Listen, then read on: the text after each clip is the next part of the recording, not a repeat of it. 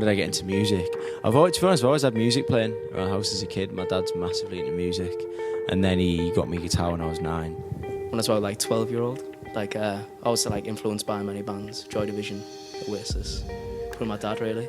It's quite a broad question. How did you get into music? When I was young, started learning the guitar when I was 13 and been in bands since I was 15 and leads to here. I've always loved music, so from music lessons and things like that was my favourite things at school, and then when we started playing together just in lessons, we just kind of took it from there really. Oh, I've been making music for ages under so many different kind of guises. Queen got me into music. It was my dad. He used to play the greatest hits in the car when I was a kid. First album I ever owned was Queen's Greatest Hits. Well, there you go. We owned the same album. The first time I kind of started making electronic music was I got a program for my PlayStation 1 called Music, and I swapped my mate for Grand Theft Auto, the original, because I completed it for that. And it was very crude, all these kind of pre-made loops that you just kind of layered up and stuff like that. I started playing guitar when I was about 8, and I started taking writing more seriously when I was about maybe 16. I guess there was drum lessons involved, and then getting in a band and stuff like that. My family used to sing songs together when I was a child. We were the 3-piece that became a 4-piece when we met John. John recorded some of our stuff when we were a 3-piece, and we got him on board to play some percussion and stuff at a gig, and we were like, actually, this is really, really cool. And then the productions we were doing were bigger than what we had available in manpower, so we were like, John, do you want to get involved? And he said yes. And then we went about our business for a while, and then we came to realising we wanted another member to make it even better and even bigger, and that was Dave. The project's been around for maybe about a year, but it wasn't really until Evolution Emerging came. I was living in London last year, and I started recording my own stuff. I put it online for free, and people seem to really like it. So when I got back, I asked Tom, who I gigged with years ago, to be in the band. He was interested, and my brother just so happens to be a mental drummer. So, well, I've known a couple of the lads for a few years now, and we it just kind of happened. It was we were just all mates, really. Yeah, we've all been friends for a long time.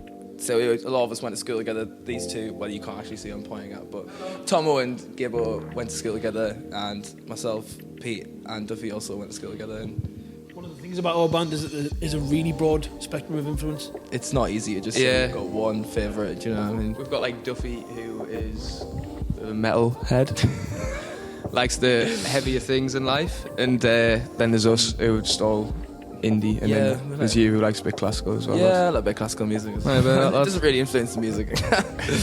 I suppose spiritualised for myself. I really like spiritualised. Neil Young, Echo and the Bunnymen. There's a kind of whole palette of genres which we try and take from, but we don't really try and match anyone's sounds. I do hear a few little things. I do hear the Echo and the Bunnymen sound, which people compare us to, but we do try and take from all over the place, I suppose. Yeah. I like to think when you listen to the music that you can hear there's a lot in there. Some tracks are synth heavy and poppy, and other tracks are quite guitar heavy, riffy, big beats, kind of raucous in style, which is a big contrast between the two. So you could say the pop stuff is inspired by people like Michael Jackson, Fleetwood Mac, or if you want, or you could say, the heavier stuff is influenced by, I don't know. It's really hard to pinpoint, We're really into a lot of new music. We're listening to a lot of new stuff at the moment. Shura, Unknown Mortal Orchestra, some quite cool stuff. The main two, which I always mention, is kind of Massive Attack and DJ Shadow. They both got me kind of thinking about how to actually write electronic music. Basically just all the kind of bands that are good at the moment. We often get compared to the likes of Arctic Monkeys, but Alex Turner has an influence on songwriting, but I don't know, I would say personally Band of Skulls. I'm a massive Band of Skulls fan. As a band that's relatively unknown in the grand scheme of things, it's just getting an audience. There's a huge pool of people who are making very good music, and not just in the UK or in Europe, but in just in the northeast or just in Newcastle. So it's trying to kind of make yourself stand out from that, and put yourself above that. And I suppose you've got to just gig, really. I think there's a lot of problems with audiences not knowing what to expect when they kind of go to see an electronic gig, and it's not just someone standing over a laptop. It can be more involved than that. It's getting people to listen to it. Yeah. So you've only got really social networks at the moment, haven't you? That to really put it out there, unless you're getting like radio plug-in, which is obviously expensive if you pay for it, and if you don't, then it's getting the right radio stations to play your tracks. I mean, there's only so much you can do on Facebook. Yeah, whatever. It gets exhausted quite quickly. Well, it's coordinating the effort, isn't it? Because back before the internet was a big thing, you would just gig. And you would gig and you would gig and you'd get lots of people to see you and you'd gig with other bands, as John is saying. But nowadays there's Facebook and there's Twitter and there's Tumblr and there's AWOL. You can basically run your own enterprise as a band. But it's coordinating everything so it works in harmony. I mean, if you don't present it online well, then there's going to be no one at your gigs, because that's just the way it works now.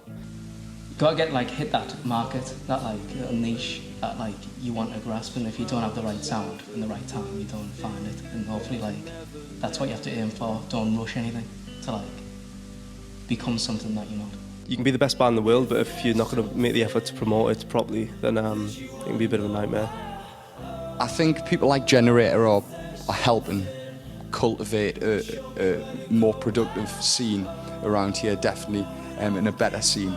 But I still think in terms of the majors and even some of the bigger indies, there's not enough help. I think they should be putting more money into it, more money into venues to help them stay alive, because there's just so many closing at the minute.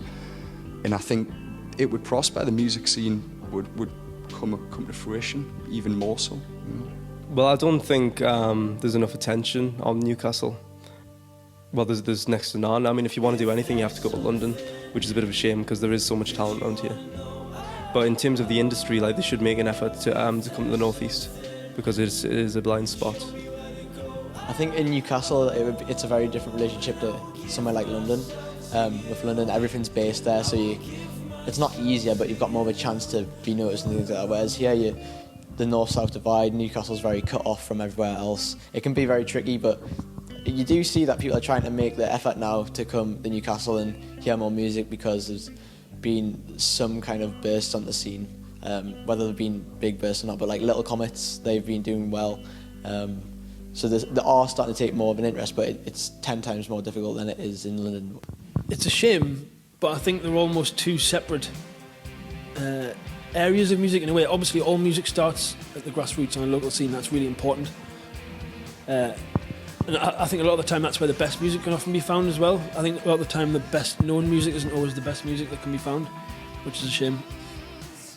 The larger music industry represents a bizarre sort of cross-section that's been picked out from local music scenes. Music's just so throwaway, isn't it? You put anyone can put a track on SoundCloud, and it just gets lost in the abyss of everyone else who's uploading stuff. So I think the main thing is you have to play live, and I think that's one of the main things about being in electronic music, like myself, is I've been aware of that, and because of that I've strived to really put a live show together to actually bring to people and show people what you can do with electronic music.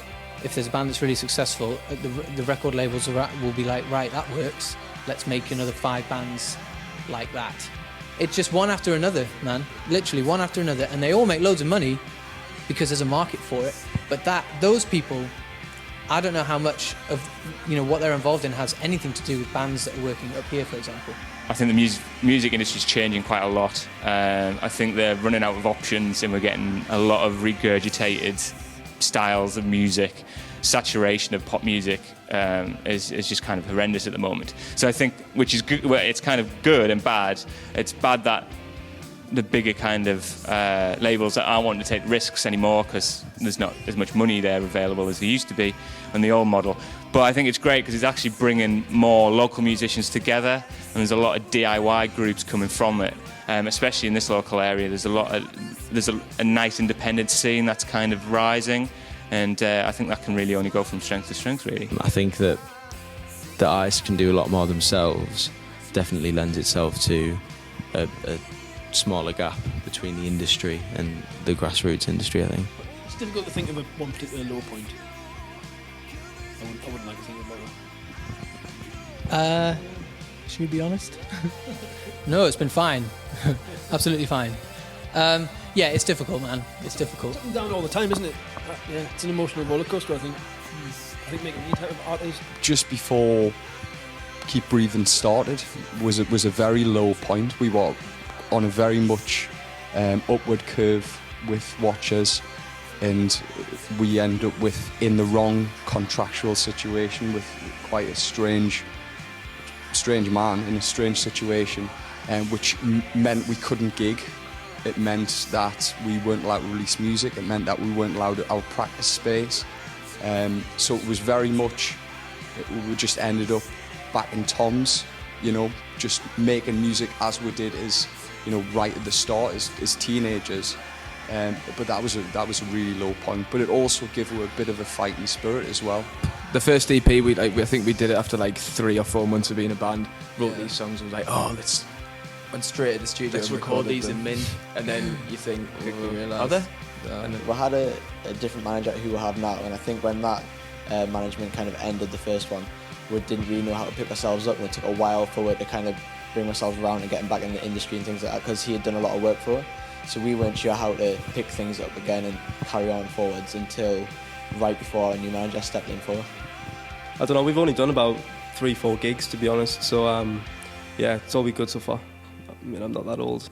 Best thing about playing live is, funnily enough, it's when you see people in the crowd that recognise some of the songs that you play, and you can see them enjoying it. That's probably the most rewarding thing. Second to that is the connection you have with the band, and how it kind of fuses together. And when you get it right, there's no other feeling like it, really. The on-stage atmosphere for me, the connection that you have with your bandmates when you're playing a song, when everything's just right and everything's perfect and all the levels are set, and you're really feeling the set's going down great and you're getting a good response. The on-stage atmosphere is something that you can't match anywhere else. It's just one of its own things that music brings to you. I love being on stage with very close friends. If I'm honest, it's a great feeling. Just the feeling that you get before you play, and having people being there watching you and just being like, this is what I do. You can never recreate a live experience on a record, and you can never recreate a record live. To me, they're two different things. So I love seeing bands perform live, but I also love listening to the craft of a recorded track as well. So for me, I couldn't personally pick between the two. I think, there's one thing sticking an album on, headphones on, and being away with it, but then seeing live music is a completely different energy, I suppose. And I don't think there's really a preference to each. I think they kind of should both go hand in hand. I love seeing bands live, and obviously the most inspiring moments happen live, so... Hello, we're Shields, and we support independent and live music. And we support Gigiti. I'm Chad from Cape Cub, and I support live music, and I support Gigiti. I'm Ryan from Street Party in Soho. I love live music and I support the work that Gigiti does. We're Shit the Poet. We support live music and we support Gigiti. Hi, I'm Liam from Keep Breathing. I support live music and I love Gigiti. I'm Symmatik. I support local music. I support Gigiti. I'm Adam Hope from Sundance, and I support live music and I support Gigiti. We are Hazels. We support live music. And we love Gigiti.